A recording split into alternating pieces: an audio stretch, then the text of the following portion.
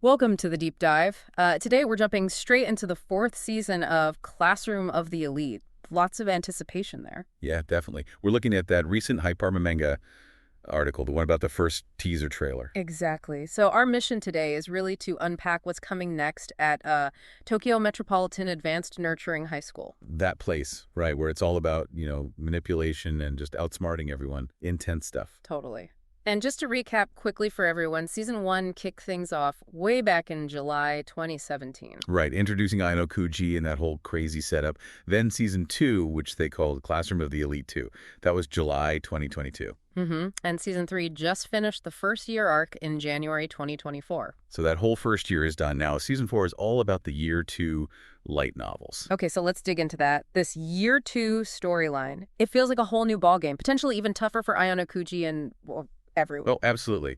We're moving into adapting the Classroom of the Elite year 2 light novel series specifically. And that's quite a bit of source material, isn't it? It is, yeah. The first year 2 book came out January 2020, and the final volume just wrapped up in November 2024. So a complete arc there. Wow, okay, so if the first year felt like, I don't know, a complex chess game, Yeah, then year two sounds like it's escalating things even further. More mind games, more psychological battles. that's the expectation, definitely. More of those twists the series is known for. Yeah. We're really pushing beyond what the anime has covered so far. What kind of new challenges do you think Ayano Kuji might face specifically based on, how things were left in the themes of year two?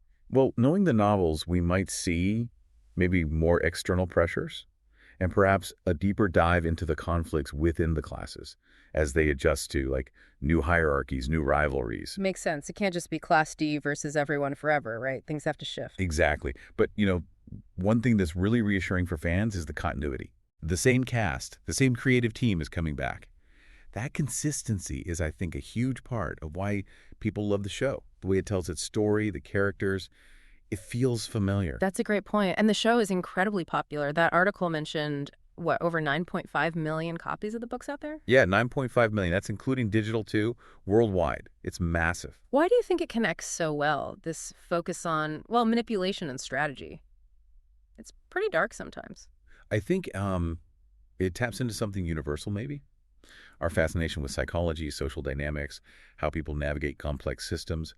The school setting just makes it more No intense. stakes. Exactly. And you have to mention the translations. Seven Seas doing the official English versions for both the original and the year 2 novels. That's huge for accessibility. Right, makes it available for a much wider audience to get into all the details.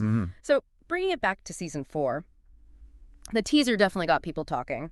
Huge buzz online. Oh yeah, the hype is real.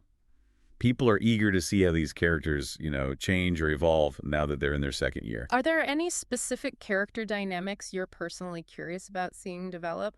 Any potential shifts in alliances or rivalries? That's a really good question. How will those established relationships hold up with new pressures, new tests? Yeah. Could we see like unexpected team-ups or maybe even bigger betrayals? The possibilities seem endless given the setup. For sure. The strategic element just keeps layering. Okay, so let's wrap this up. Key takeaway. Season four of Classroom of the Elite is diving headfirst into the year two light novels. Adapting that next big arc with the same team that fans trust. Expect more intensity, more mind games. Definitely sounds like another wild ride. So here's something to think about. They've all spent a year sizing each other up, right? Learning strengths, weaknesses, how manipulative everyone can be. Yeah. How might they weaponize that knowledge in this second year? With the stakes potentially even higher, what new levels of psychological warfare are we going to see now that the game has changed?